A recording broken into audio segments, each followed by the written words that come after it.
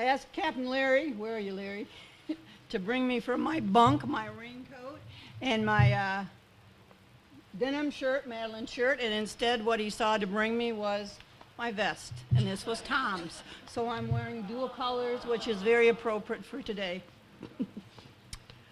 When Fred asked me to say some words on this special occasion about my friend and colleague Tom Kelly, I was very honored. Over the last 9 months, many have paid him tribute, and what could I add?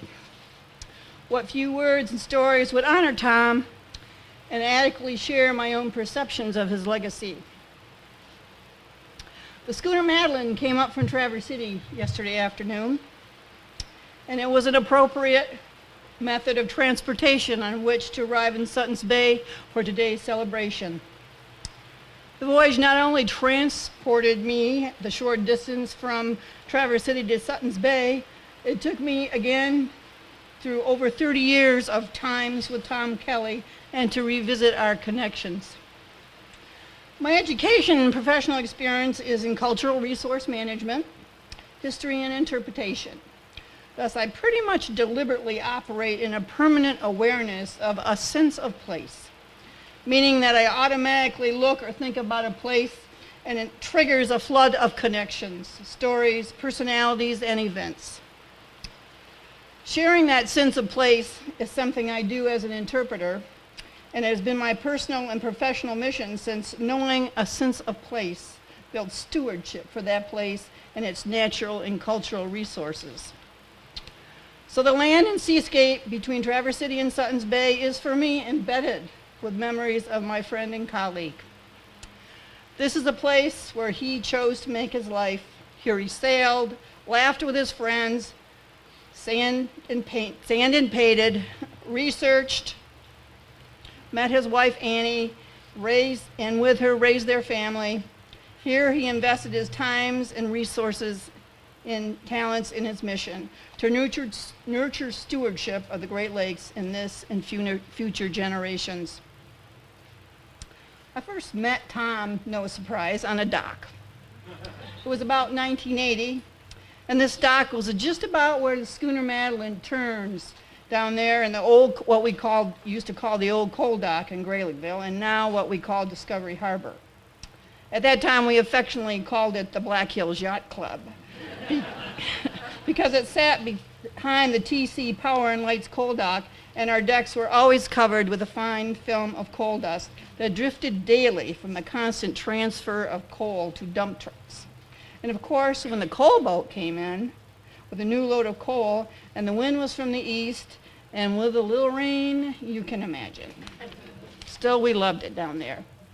In this humble little harbor with its somewhat rickety docks, nearly all the wooden boats on West Grand Traverse Bay were docked, and where their owners worked on their boats in the off-season, sharing resources and skills and messing around with boats. Tom was a friendly, tall, good-looking redhead. My husband Tom Kelly and I found immediate common interests: wooden boats and sailing. We learned he was a proud master of a Signet, a lovely wooden double-hulled 37-foot Dickerson ketch. He was very particular. And after a few cups of coffee, or maybe it was a few after-sail beers in the cockpit, we found out that Tom was a fisheries biologist and a boat surveyor, both occupations which allowed him to spend a lot of time on the water and in and around boats, and we were envious. Tom was also part of a group of wooden boat enthusiasts who met once a month to share their love of wooden watercraft and sailing, the fellowship that became the Maritime Heritage Alliance. And soon we joined their meetings when we came north. This motley bunch of wooden boat enthusiasts and sailors met once a month in the basement of the governmental center to share slides and stories of their sailing adventures or other wooden boat related programs and just talk about boats. And I have to add here that it was at one of these MHA meetings that Ann and Tom met.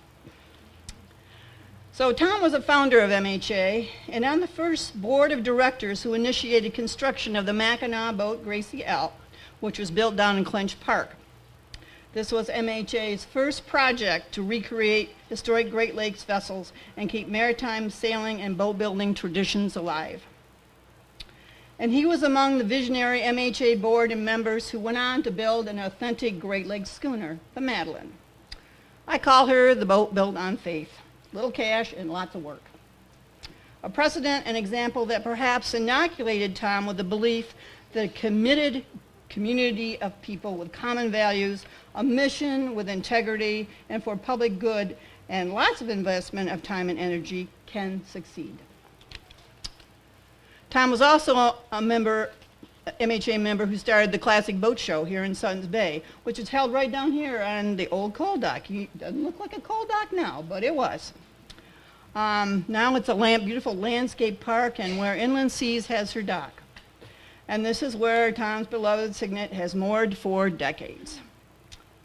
Under the sponsorship of Inland Seas, in fact, the boat show continued. And Tom's Signet was the only wooden boat that attended every Suttons Bay Classic show. By this time, the MHA members, and now we're about 1985, were lofting Madeline, and I had moved to Traverse City to take a job at Con Foster Museum, a job that Tom had told me about. And as it turned out, he also needed a housemate. And I have to say, before he married Annie, a lot of people lived and shared rent with Tom. And my sharing that domicile with Tom allows me to say, I knew Tom when Inland Seas was but a twinkle in his eye. It is I, so to speak, who kept the home fires burning while Tom went off to spend time on the sloop Clearwater, the environmental education project that Pete Seeger founded on the Hudson River, and is also the program that pioneered the use of the deck of a traditional vessel for experiential on-the-water environmental education programs. And as Tom had intuited, the Clearwater program was a model that he could adapt and bring to northern Michigan. And so he came back to Suttons Bay with a mission, and you all know the rest of the story. And I have to say here, something that Tom would be very proud of.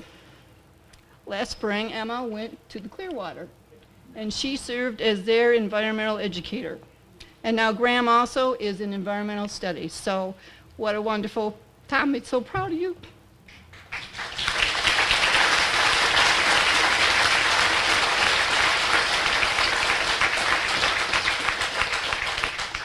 But let me turn back to that word community. It's a key to mission success. It takes a community to carry a vision as encompassing as Tom's was to reality. One person doesn't do it alone, nor should they. In this case, Tom's extraordinary vision was embraced by many others, supported by his family, and together this community created Inland Sea. And that community is one that all of you are part of.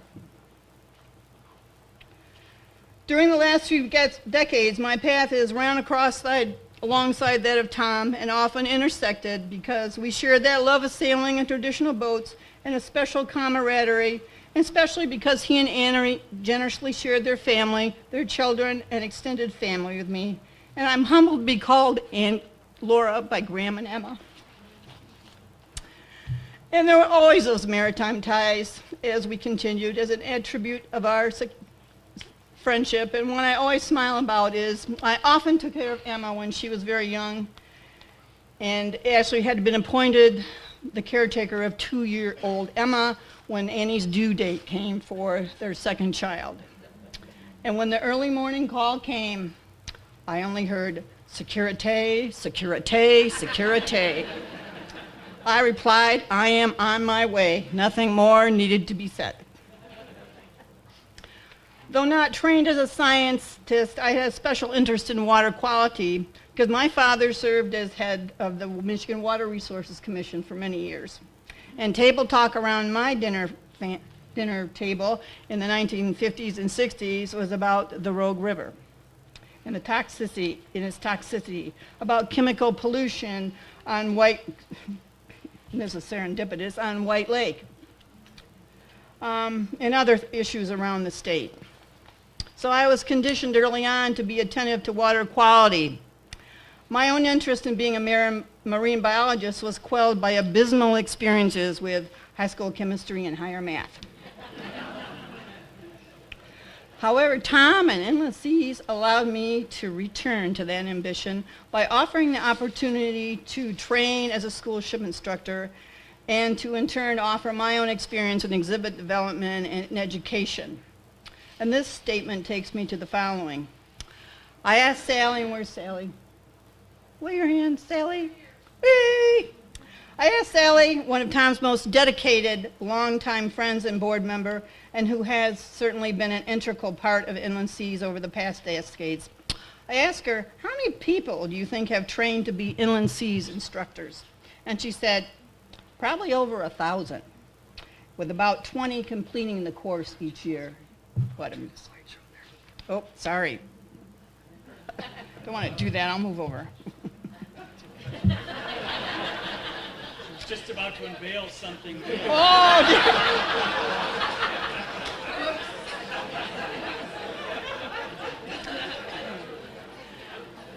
and today there are over 200 instructors on their list, trained and ready to work on the schooner Inland Seas and on Inland Seas land-based learning experiences. And how many of you are out there? Raise your hand.